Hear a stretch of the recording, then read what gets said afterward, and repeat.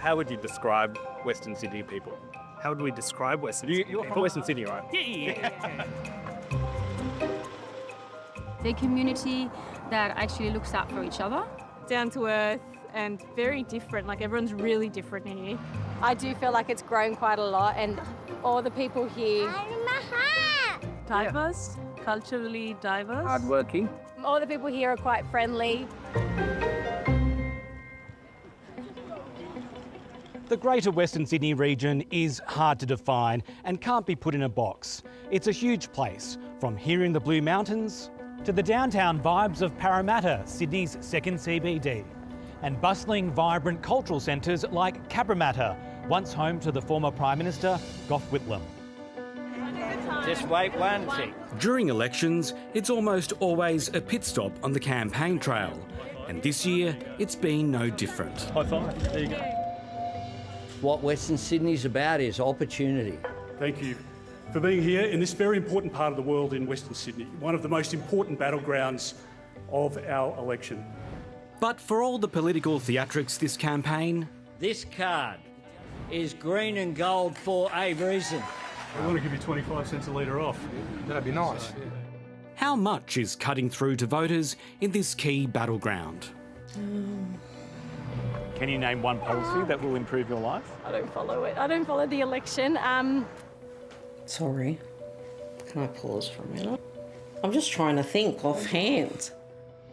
An exclusive poll of 1,079 voters across 7 electorates by YouGov for 7:30 has found 72% of voters in Western Sydney can't name one policy from either the government or opposition that they believe will improve their lives. It's not a terrific sign for democracy. That level of disconnect suggests that they're not feeling represented or they're not seeing themselves in their political representatives. I've come to Penrith, about 60 k's from Sydney CBD, in the Liberal electorate of Lindsay, to meet up with Andy Marks from Western Sydney University. Good. You well? Thanks for being here. Next door, early voters are lining up to cast their ballots.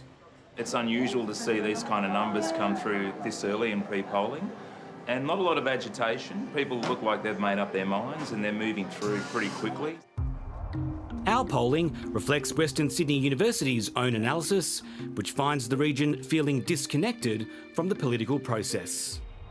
Western Sydney comprises roughly 10% of the nation's voters, yet it doesn't get anywhere near 10% of the infrastructure investment that we see elsewhere. So voters are naturally cynical about that.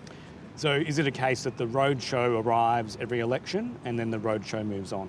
It's exactly that. So it's the case that in Western Sydney, voters are smart enough to know when they're being had, and an election campaign that has them showing up, making all sorts of commitments and then disappearing for 3 years is a recipe for disaffection among voters. Of the 28% of voters who could name a policy, the top answer was Labor's support for Medicare, followed by the Coalition's petrol relief. We also asked Western Sydney voters how they were going financially. 67% said they were barely getting by or going backwards. That's 5% higher than the rest of the nation. I've got 3 children. My husband and I both work full time, and we just can't keep up with the cost of living. And yeah, we are struggling. People aren't earning as much money with their wages, earning much less as things are rising. Over at Rooty Hill in the Labor electorate of Chifley, I've come to say hello to the Vista family. Erica. Hi, how are you? This rental townhouse is home to Mum, Dad and 4 sons. Both parents work, along with 3 of the kids, but it's still not enough. We're worse off. Worse off, yeah. Why do you say that? Just with groceries, that's gone up, electricity's gone up, rent's gone up, so many things, like, you know, the list continues. Usually be able to shop with a shopping trolley full for like, I don't know, $200. Now it's like $300, maybe more. Yeah, we'll do shopping twice. We'll do so a shopping on the weekend and we'll do shopping during the week. Yeah, for 6 people, that lasts literally 4 or 5 days. Thank you. Orlando is an undecided voter, but Erica I've always voted Labor, but this time round I feel that they're saying all the things that they usually say. There's nothing really new. Western Sydney voters told us they support working from home. 79% said they agreed with the right to work from home at least once a week for those who can. For voters in electorates like Lindsay or Macarthur or Macquarie on the outer western fringes of this region, working from home is not a lifestyle choice. It's about being able to care for your family, pick up your kids after school.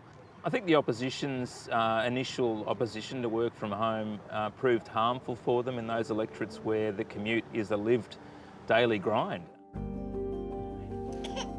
A short drive from the Vista family, Kimberly Spears works from home 3 days a week.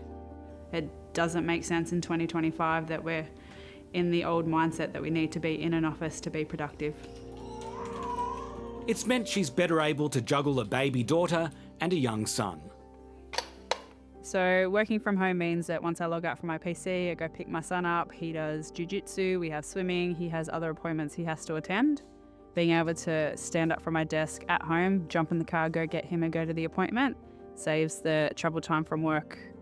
Productivity mixed with family, it's a good balance. And if there were any changes to that routine, what would happen? Devastating. I honestly don't know what I would do. Our poll found 86% of participants are currently opposed to immigration. Of that, 46% said it had been good but needs to be reduced temporarily until housing and infrastructure catch up. A further 40% want immigration cut as much as possible. At the moment, the population is looking like we're very, very crowded. I think slowing down the pace. I think the intake, the number of people coming in probably needs to be looked at proportionately in terms of housing availability, for instance. And mainly, I think you need to bring in the right people who contribute to the society. The spectre of Donald Trump's presidency and his effect on Australia is also worrying many in Western Sydney. 49% said it would make their lives worse. My husband works in steel, so that tariff that he put in is definitely hurting my husband's business. I just don't like Donald Trump. I think he's sexist. Worried that there's going to be a war, that the trade war's already started, and this is going to have an impact on every single citizen, every single person around the world. We'll know soon which way Western Sydney voters will decide, but the major parties would be wise not to take them for granted. It's often been said that Western Sydney is Labor heartland, but the Coalition calls it Liberal heartland. What is it? Western Sydney is really a place that is nobody's heartland. Western Sydney voters are deserting the major parties at a rapid rate. So the idea that it's squared away for any major party is no longer the case.